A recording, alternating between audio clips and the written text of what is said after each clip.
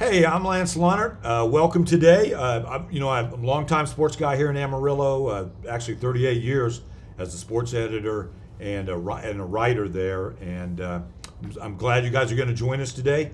I'm really anxious for this interview with Alex Fairley because on November 3rd, we're going to vote on Proposition A. And it's been a hot topic around Amarillo. In a nutshell, Prop A is a $275 million bond that in a nutshell will provide the refurbishing of the Amarillo Civic Center, building a new 10,000 seat Coliseum, and then a projected $8 million or so is for a makeover of the Santa Fe building. Welcome, Alex. Hi, Lance. Good morning. Good to see you. Give us some background on this particular building of improving downtowns with a Civic Center or a Coliseum or a baseball stadium. How extensive is your background in that? Yeah, we get to be involved in a lot of projects like this, in varying degrees. We've been involved in probably 12 of the last 15 major league stadium constructions in this, in the U.S. And over the years, probably, 20 projects of this size, like I would say a middle market project. Yeah. And again, at varying degrees and varying parts of them, but most of them that happen with a client, and we get to come in and either be involved or watch them and see them happen. And so really we've gotten to be around a lot of these. And so you've learned obviously a lot about what goes on in the behind the scenes things. Obviously you are I wouldn't be here today asking this if Prop A wasn't on your radar. Okay, that's the bottom line. Why does this project spark your interest? I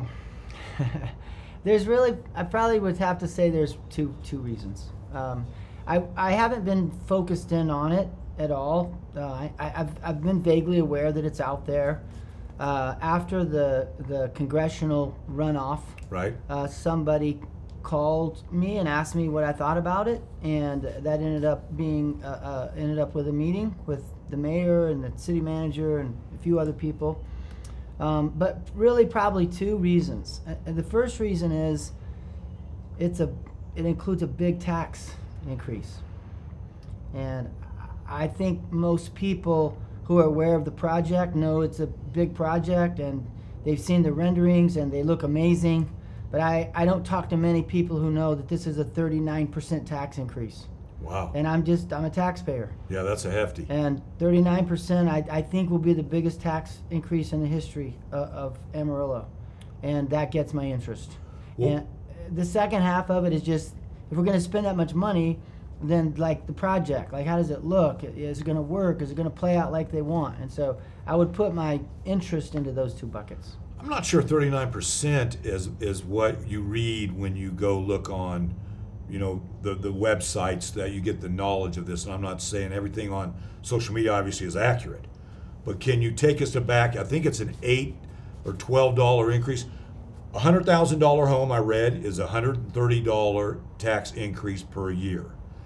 That seems a little less than 39%. Yeah. I got to be careful with this question because I think that math and that presentation is the nicest, gracious thing I would say is misleading. Yeah, I'll just say that I think it's misleading. All right, that's fair. But and I think most Amarillans don't know it. It's a 39% tax increase, and the math on that is very, very, very creative, and it kind of reduces what it is by the economic impact divided by the people. I've frankly never seen anything that creative in all the projects that we've worked on. So I would just say that it's going to cost Amarillans a lot more than $8 a month. That's just not an accurate figure. Okay, that's fair. Bottom line is then, will you be voting in favor of this Civic Center project? Yeah, in its current form, I wouldn't be voting in favor of it. I think there's some things that could happen. I don't think it's nothing, it can't happen, but in its current form, nothing changes between now and November. I couldn't vote in favor of it. Here's the deal though, Alex, you have to admit, you go to the Civic Center, it's a beat down building. It's a dump, especially when you compare it to Hodgetown, you know. Yeah. Even the bathroom situation. I mean, not to take up how we relieve ourselves, but I'm just going to tell you, going from Hodgetown to the Civic Center, it's Yeah. flat out gross in Yeah. those bathrooms.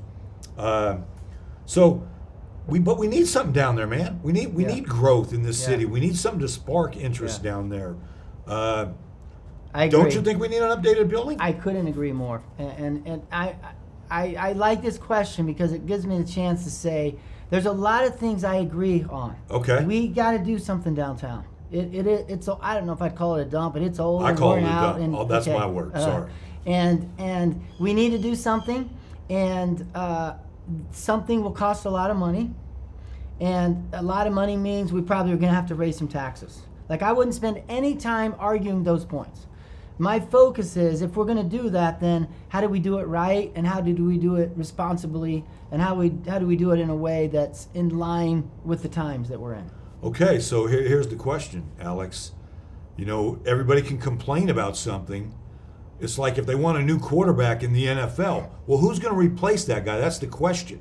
So what's your idea then to replace the current project they have in plan? Well, the current project is, it's first an expansion of the Civic Center, of the convention space, Right. and then it's a Coliseum. And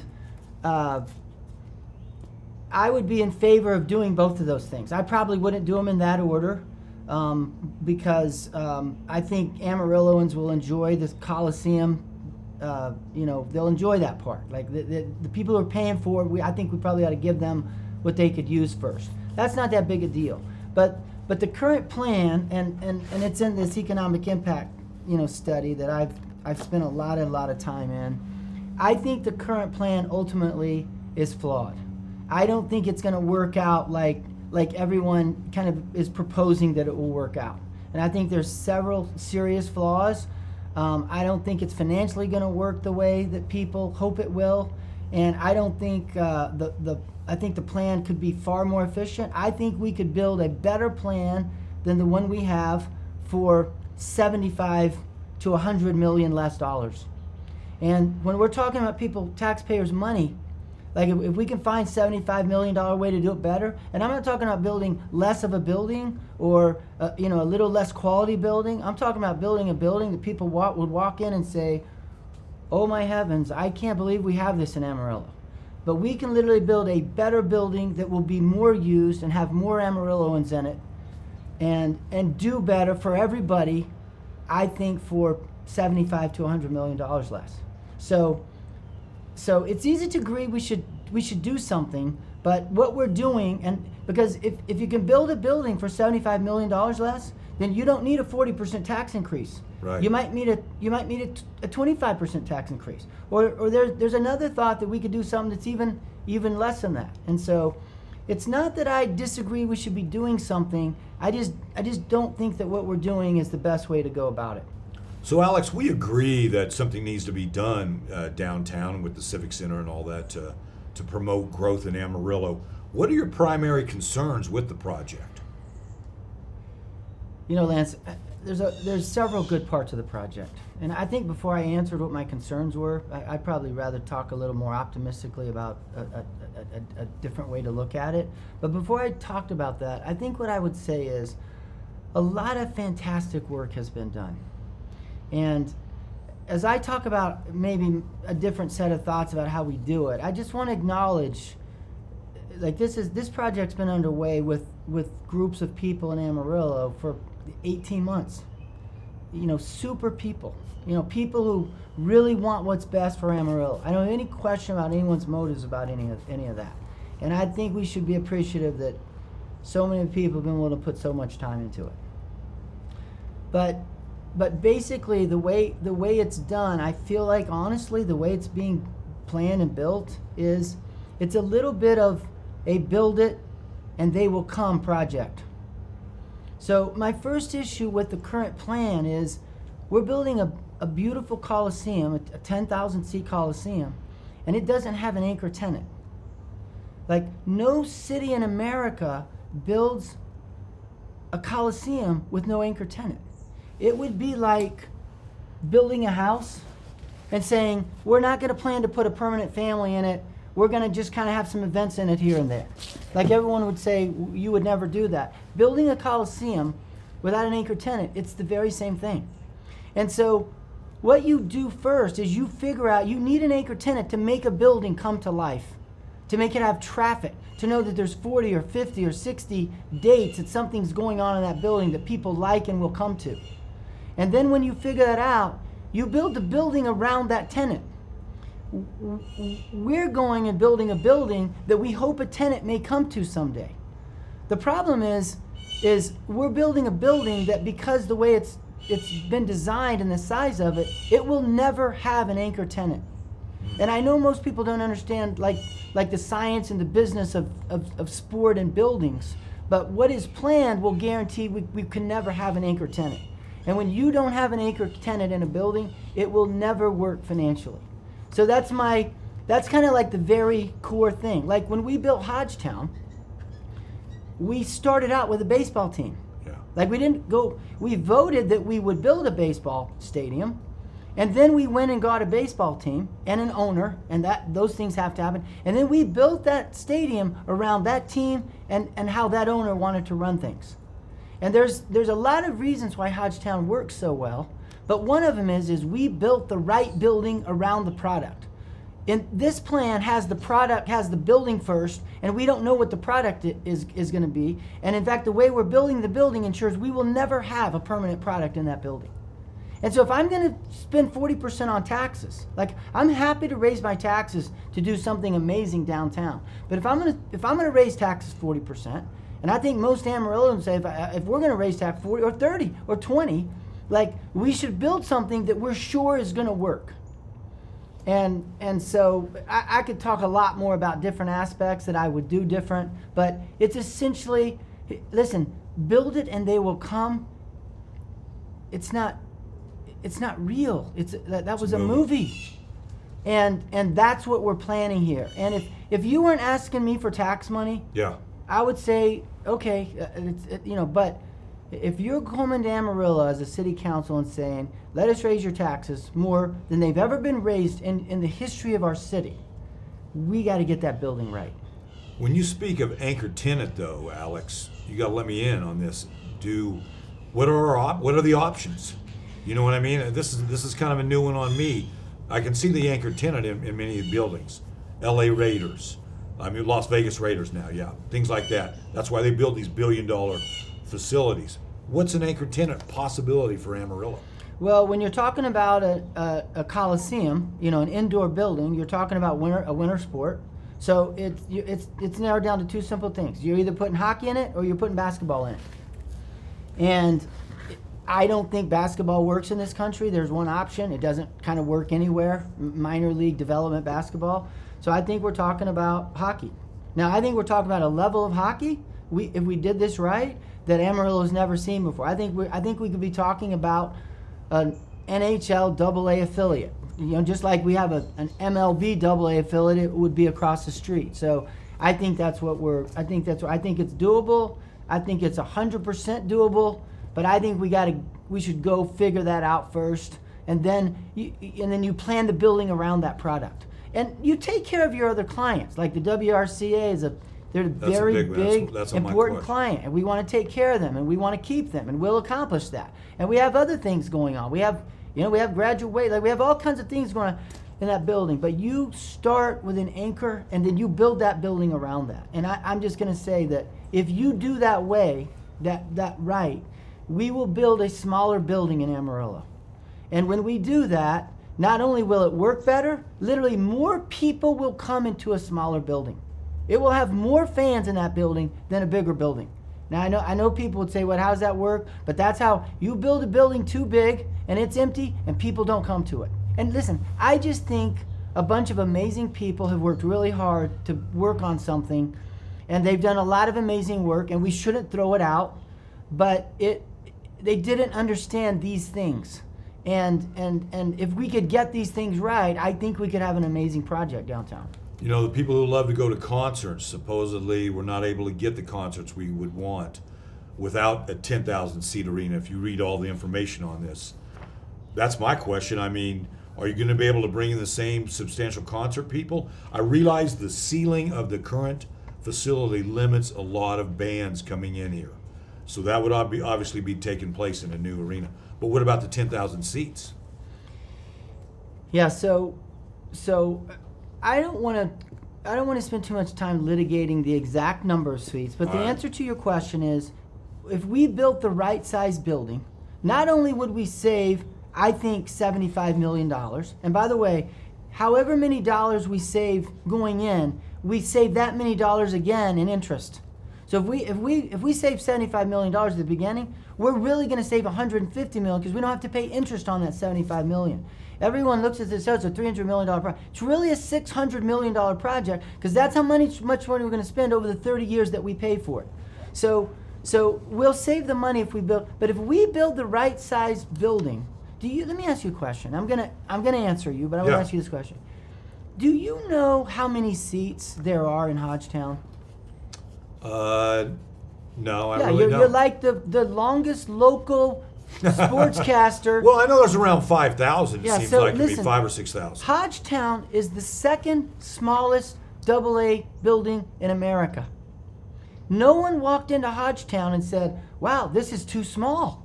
No, Everyone walked into Hodgetown and said, oh my heavens, I can't believe we got this here. Yeah, I'm not in Amarillo. I'm somewhere Major else. League Baseball's requirements for AA baseball teams is 9,500. The Elmores and us had to go to baseball and say, we need approval to build a smaller building. And we built a building that is Amarillo-sized building. And people didn't walk in and say, I wish we had 4,000 more seats. In fact, if we had 4,000 more seats, the Sod Poodles wouldn't have done near as well, because when you walk into a building and it's only half full, it doesn't have that vibe. It doesn't have that I agree with energy. that. It doesn't have those things that make a building hum. And so when we build the right size building, and I would rather not say exactly what it is, because frankly it shouldn't be decided really by me or the city council. It should be decided probably by the team and the owner that we bring in to inhabit it. But when we build it, it'll be at least 50% bigger than we have. And it will attract every concert that a 10,000 seat building would attract. Let me ask you this. 10,000 seats. Do you know where that number came from? I know have you're no supposed to be idea. asking the question. No, I don't have any idea. Let me tell you where that- it came from. Yeah. It didn't come from the people who wrote the economic impact study. Like this study says 10,000 seats. But these people's first opinion was a couple thousand plus less. 10,000 came from focus groups and polling Amarilloans to see how big a building they wanted to have. What's wrong with that? With all due respect, my next door neighbor might not know the exact right size of the building. Like you can't poll. Everyone looks down at Lubbock and says, well, Lubbock's got, I don't know what they got, 16,000, like whatever they got. 16.5, yeah. Well, they have a 50,000 student employee population down there. Like, we can't worry about Lubbock. You know, we don't look at Dallas and say, let's build an American Airlines arena. Like, we got to build the building that fits us. And then that building will thrive, and it will be full of people. And nobody will wonder about the number of seats. So the right seats are less than 10,000. And here's the thing. If we build 10,000, we'll never get an anchor tenant, because no team can come in here and fill up the building. You can't. An amazing night of hockey would be 5,000 people. Well, in a 10,000 seat building, 5,000 people is empty. Yeah. Even though in a 6,000 or 65 or 7,000 seat building, it fills full. And if we could do this project for $75 million less, then your taxes don't need to go up 39%, and mine don't, and my neighbors don't, and nobody's does. And that's why I think we should pause and say, could we get this a little more right? Let's pause and do that. I got you, and I think it needs to be, we're spoiled with Hodgetown, a palace on the plains type thing, but one of the big, probably the largest name out there is the World Championship Ranch Rodeo. You know, the WCR, you know, is threatening, we've heard, is this information correct, that they will leave if there isn't a new Civic Center built. So those 4 days when they're here, they say it's a massive amount of money that will be lost to Amarillo. In your research, is this accurate? Here's what I think. We're talking about, like, we should not lose them. Like, that shouldn't even be in this. Like, we're not, if we lose them, shame on all of us. And we need to do something, period, for everybody, and we'll take really amazing care of them at the same time. Remember, I'm not suggesting we don't do anything. I'm suggesting we do something smarter. So I don't think we'll lose them. I think if we just do this well, we'll take good care of them. But I think for those guys, I think a 10,000 seat arena, I don't think it will be good for them, because they don't sell out the 4,500 seats they have right now. Right, on Thursday and Sunday. So we need to give them more, and we should give them more. But if you put 6,000 people in a 10,000 seat arena, I'm going to tell you, the feeling that they have on Saturday night, on sold out Saturday night, it will not be the same in a 10,000 seat arena. So I think we take better care of them with a different plan. And this building that you propose will handle the graduations of Amarillo. That's a big concern as well, where we have to shift people in there with the current situation with the Civic Center. Yeah, the whole graduation thing, Lance, I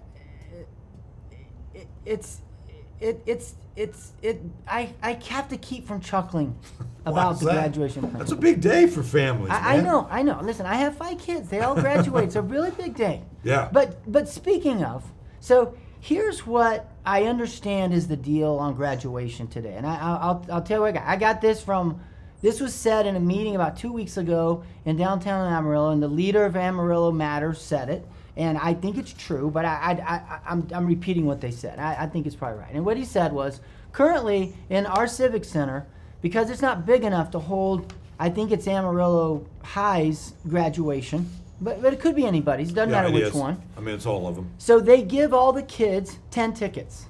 And you can bring 10 tickets, because that's just all the room we have. Well, when we build a bigger building, a right-sized building, you're going to get a minimum of 15, 16 tickets. Okay. A minimum. Like, to go to 10, so there just don't have to be any tickets. If we give every Amarillo High parent 15 tickets, there are going to be very few people who don't have enough tickets. And I would say if I'm an Amarillo High parent, I would rather say, hey, kiddo, go ask your friend Johnny if he's got a couple extra tickets, so we can bring fourth cousin Sally if 15 aren't enough people. And I would rather do that than raise my taxes 40%. And so I just think it's silly to act like we can't have graduation unless we have 10,000 seats. I think that's selling fear. The right-sized building will be plenty big, and I don't think anyone will be left out, even if you need to bring 18 people to your kiddo's graduation. Here's the other thing I would say to an Amarillo High parent. Listen, I think that topic was put out there to say, hey, all you Amarillo High folks, like, you might not get to do grad. If we do this, but Lance, even if a few people didn't get to bring their 9th cousin to it, would we spend $155 million for that? Like, I wouldn't. That would be ridiculous. And to those people, I would say, keep in mind, if you got an 8th grader, a 9th grader, a 10th grader, we're not talking about your kid, because in the current plan, the Coliseum gets built last, and it won't be done by graduation 25. The first graduation event will be 2020. So you're going to pay taxes all this time, and we're talking only to people who have a 4th grader. And I don't know that those people want a 40% tax increase the rest of their life so they can bring 17 people instead of 15 people to graduation. Like, that topic to me, it's laughable. Like, let's talk about a serious topic. Well, okay, let's talk about a serious topic then. Let's just hit me this anchor tenant question. You know, you've been in a lot of building projects, like you told us earlier in the interview, experienced them. The cities that did not have an anchored tenant, and I'm sure not all of them did their projects fail? Well, they build. Here's what happens: they build the building, and the building is there, and it's beautiful, probably. And then you have some concerts. And this plan right now says we're going to have 12 more concerts a year. Just for the record, we're getting 12 more. That's great. That's nice. But those buildings in general, because they don't have an anchor tenant with 40, 50 nights, they don't have as many people in them. So the building is there, but here's the other parts of the plan that break down when you don't have that. So part of this plan is that they're going to generate over $1 million in new revenue a year by selling suites, naming rights, other inventory in the building, signage, scoreboard signs, that kind of thing. But Lance, people aren't buying suites. Hodgetown, the guys who bought suites in Hodgetown, almost all of them committed to a 10-year lease. That's what we had to do to convince the Elmores to come here, because we're a small AA market. We're the second smallest AA market in the country. So we had to convince those guys to come here. They weren't sure Amarillo would work. Now, we've blown them out of the water now because they did an amazing job and we all did it together. But you're not going to get that revenue in a building that doesn't have an anchor tenant. Or right now, actually, what this plan says is we're going to put the Venom in it. Listen, I love Julian Reese. I'm having lunch today with Julian Reese. Okay. Julian Reese has been an amazing guy to my kids, and a coach and a trainer to my kids, and I love him. But you can't put the Venom in a brand new Taj Mahal building. They're not going to draw. We got to go get a credible, legitimate tenant. And if you don't get that done, then you don't get all that revenue. And instead of the plan, which is to lose $1 million a year, which seems like a lot, but that's a fine plan, we may be losing $3 million a year. And guess what happens when you're losing $3 million a year? You got to raise taxes again. So all those things have to work together in order, to make it work. So let me ask you this. If I was to agree with you that this existing plan isn't the best of ideas, what do you think went wrong in the planning?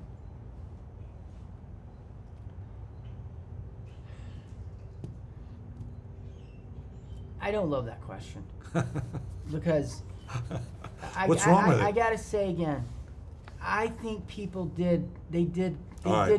They had great intentions. I think they did and are still doing what they think is best for Amarillo. I don't want to question anyone's motive or how hard they worked or anything. But Lance, it would be like if Amarillo was gonna build a new, TV station, and they needed reporters and sports guys, they wouldn't come ask me what to do. I don't know how to do that.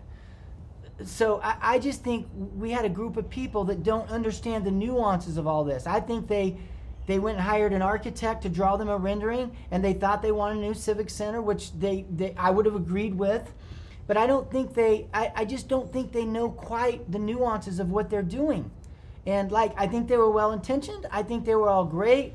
But I'm trying to find the general. I left a meeting 6-7 weeks ago with the mayor and the city manager and the assistant city manager and the guy who headed up that community task, whatever it was, council. And I left the meeting, all amazing, well-intended, amazing, smart people. And I left the meeting saying they don't know how these projects work. So my short answer is they just didn't have people who knew what they were doing. They had good intentions. But I'm not trying to be. Right. If you put me on a project, there's a lot of projects I wouldn't know what to do with those either. Well, for not liking that question, you answered it pretty dang well, in my opinion. So, hey, I've got to ask you this: any scenario you would vote for Prop A in the Civic Center expansion?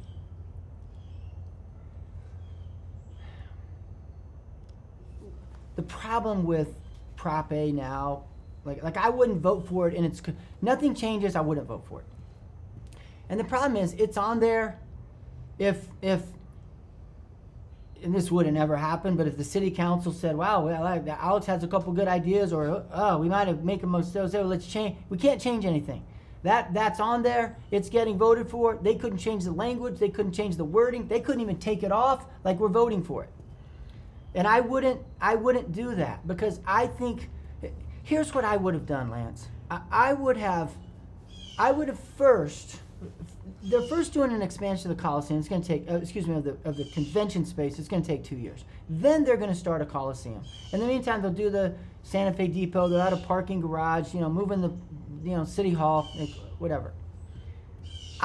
Here's what I would have done. I would have built the Coliseum first. I would have built the right size Coliseum, and you could do that all day long. Move City Hall. You could do that all day long for $100 million. Really less, because the city's throwing in $50 million. Yeah. You could literally say, we'll spend $75 million and we'll build that first, and then we're giving Amarillo taxpayers who are paying for the building, by the way, what they can use and will enjoy the most first. And we could be playing NHL affiliate AA hockey in Amarillo in the fall of 2022. That's what I would have done. And I would have just done that. And you could come in and do that for $100 million, easy, probably 75, if you're willing to put in 40, 50 million like they are in this plan. And you could get that project done, and then you could do the Civic Center expansion. And by the way, there is no convention center, convention business in our country that industry is gone. Like poof, gone. Like it's over. Like it doesn't exist because of COVID. We haven't talked about COVID yet. Now, it's going to come back, but nobody who knows that business believes it will come back and look like it looked 6 months ago. It is not going to look the same. It is going to be far more competitive for cities to get. Cities with buildings that are sitting there are going to give that space away to draw those people back in. And so I would do that second, and I would let Amarillo tell us we're ready to do that, and I would let the dust settle and let this pandemic get finished, which the pandemic may be fixing to get worse for all we know over the next 6 months through the winter. Right. So I'd have built that. So the project I could have supported would have done the Coliseum first. If we did that, even if we spent $100 million, which I don't think we could hardly spend that much if we wanted to, in a right-sized building, the tax increase could be 15 or 16 or 14 or some number in there instead of 39. And I think our city council could still come in and say, Amarillo, we're in the middle of a global pandemic. We haven't talked about that, Lance. Like, surprised you haven't said that. Like we're what in do you the want me middle to of ask a about the global pandemic? We're just in one. We are. We have a Everybody's lot of people who had a job 6 months ago and don't have them. We have a lot of businesses that aren't Exactly. opened up. We have a lot of businesses that are half opened up. Like, it might not be the time to ask for everything in the world we could think that we want. Like, why don't we dial this thing back? And even though that proposition is going to be on there, Right. our city council could go into session and they could agree, we're going to do this piece first. We're not going to spend more than $100 million, in which case our taxes won't go up 39%. And we're going to get that project done, and we're going to deliver it to you, and we're going to perform and do an amazing job. We'll go get a team. Like, that could be done before the end of the year. And then when we get done, let's see what's happening, and we'll ask you guys to give us permission to do the rest. They could still do that. I would vote for that tomorrow, and I would stand on the tallest building and yell, everyone, go vote for Prop A. But in its current form, I would say let's hit the brakes and let's get it right. Like, I would bring another one back. It's another thing people say, if we don't do this now, we're not going to get to it for 3 years. That's baloney. Like, if there's a better way to do it, we could bring that better way back in May, and we could get that done. Now, I would rather not wait till May, because then we've wasted 5 months. So if I were the city council, I would stop and say, this is good. Let's do it this way. It takes into account COVID. It spends a lot of less money. It doesn't raise your taxes much. And we'll come ask you guys before we do the next phase, even though the vote has been taken and the money is there to be accessed. But I would not give any city council, not just this one, $275 million and say, they'll only spend 200. Like, it just, Lance, it doesn't work out that way usually with politicians. Yeah, and the COVID is a legit question, all right? I mean, I'm glad you brought that up. I will say this, the taxes will be the biggest issues for somebody like myself voting yes or no on this project. Having been affected by COVID, everybody's finances took a hit. So it's going to be a tough pass. Hey, why have you here? I don't get you here very often in this situation. I'd love to, a few personal questions if you don't mind. You built this massively successful business, and you can sit around, have a great life in your house, and not worry about being involved in helping out with issues like the Hodgetown, like the recent congressional race, and now this project. I'm just curious, have these projects affected your business? Yeah, I don't want to go into a lot of detail on that, but in general, they're bad for my business because So why do it? They affect your business because you end up ticking some people off, and they're your clients, And we've had some people call and say, we're firing you. We disagree with you on Ronnie Jackson. We've had people say, we're out. And here's why, though. In the projects that we picked to choose, like this project, the reason I got into it is it's a huge tax increase. Like it just is. Like, I can't believe nobody, if you ask 9 out of 10 Amarillans, I don't think they know their taxes are going up 39%. I would agree and with so that. when you pick a topic like that, like if your decisions in your life are built on principles, like things you decide that you believe in, then you get involved in those and you give to those things. And in this case, you kind of battle, like a lot of, most people probably don't like what I'm saying, but you do it because you think it's best for your community. Like we invested in Hodgetown because it was great for our community. And that congressional race, I just decided I felt Ronnie would be amazing for us. And, I made a lot of people mad. I made a lot of clients mad. And some of them fired us. But you do it because, and the projects you think matter, and the projects you think you can make a difference in, like, like my business is going to be second. Like I'm going to do the things I believe in, and the business will be fine. I'm not going to worry about that way. So I admire it's that just a passion. different I set admire of that passion. priorities. Okay, I appreciate your honesty in that question and answering it. Now, let me go all in. I've told a few people I was going to try to get this interview with you, Alex, and this came up a few times, and even this morning on my way over here. Are you running for mayor? No, I'm not ready for mayor. It's really not that funny of a question because there are some people who for some reason wonder or think I am, and it threatens some people. I'm not running for mayor. I'm never running for mayor. Let me look straight in the camera. I'm never running for mayor. I'll write it down in blood. And by the way, I would be a terrible mayor. Like Why is that? No one should want me to be the mayor. I'm not running for mayor. Okay. Because I don't have like these projects and all, like the, I won't go into it, but I just would be. I'm just telling you, That's nobody fair. wants me to be the mayor. That's fair. Alex, this one hit me when I was watching the presidential debate. Would you debate the Prop 8 project publicly and hopefully a lot more professional than what we've seen in the debates? I wouldn't really want to debate this. Why not? The debates are they're just too dramatic. Like, but I would say this: if the right person wanted to debate this, I would debate it. Like, I would not say no to the right. Meaning, it's got to be someone who's involved and owns it and knows what they're doing. It would need to be the right person. But here's what I would kind of counter that question. So my answer would be yes. But I would kind of counter that question with a question for you. I would say, why don't you go to the other side somewhere, the people who are for it? Could be one of the leaders at Amarillo Matters. It could be the mayor. Could be Elaine. She was involved in the city council, and have this same discussion with them. Have an interview. It's good to hear the other side. Yeah, I like and that they idea. will have had this now, and they can listen to what I said, and they Yeah. can just counter away or whatever they want to do. So I would do that, but I would say to you, like, I like this idea when you talk to me about it. I go ask someone on the other side if they'll do this interview. Yeah, I like that. If after that people think we need to have a debate, I'll have a debate, but I think it'd be a very I would entertaining not debate. look forward to a debate. I think it'd be a very entertaining debate, but I think it'd be very fruitful as well, the information that came out of the debate, and I think people would respect that. So I may urge you on into that way. So we'll see. Alex, in my research, I liked it. Maybe some quick hitters we can have. That some of the numbers I got off Building a Better Amarillo, and I'm not sure where they got these exact numbers, but job increases from 292 to 513.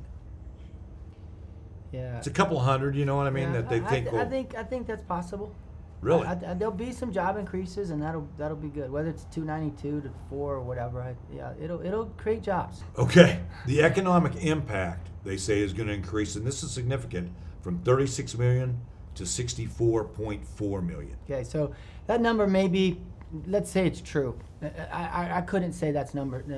Here's the reason I struggle with these questions. They're all you got them off the website. Right. They're in this book. Okay. The problem is, this is a soft economic impact study.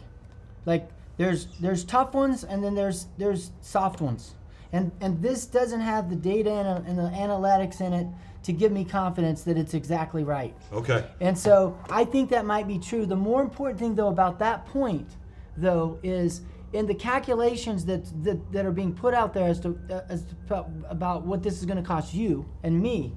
They take that economic impact growth, whatever it is, and they divide it by the number of homeowners, and they say you're going to get that back every month. And that is a preposterous idea. Yeah, and that's where that number goes from 39%. I mean, that jumps up to that, yeah. One last question for me is they explain that we've missed out on all these types of concerts. Share. There's a long list of them on there, like a who's who. They hit every genre you can imagine on that, which I respect. They're doing their due diligence on that. Is that accurate? I don't think that's accurate. I think that's very creative marketing. I think they did what you just said. I think they put every genre in the world on there, so everyone in town looked at that and said, oh, I'd go to that one. Yeah. I better vote for this. But I can tell you, Cher is not coming to Amarillo, and we didn't miss her ever before. She was never coming to Amarillo. And most of those people, I would put up a good bet that if 3 of those people showed up in Amarillo in the next 3 years after we build this thing, that's marketing. Like, people shouldn't look at that. Like, Snoop Dogg is not coming to Amarillo. Never was, never is. And so we'll get some new concerts here, though, and they'll be good, and that's good. I don't want to critique that good things will happen, but that's a very optimistic, generous list of people that I think most of which will never be in Amarillo. Well, Alex, I want to thank you for letting me have this opportunity to interview you today. It was enlightening. I appreciate your honesty in it, and don't have to agree with everything, don't have to disagree with everything, and I like that. So thank you so much for today. Very good. Thanks, Lance. It's been fun.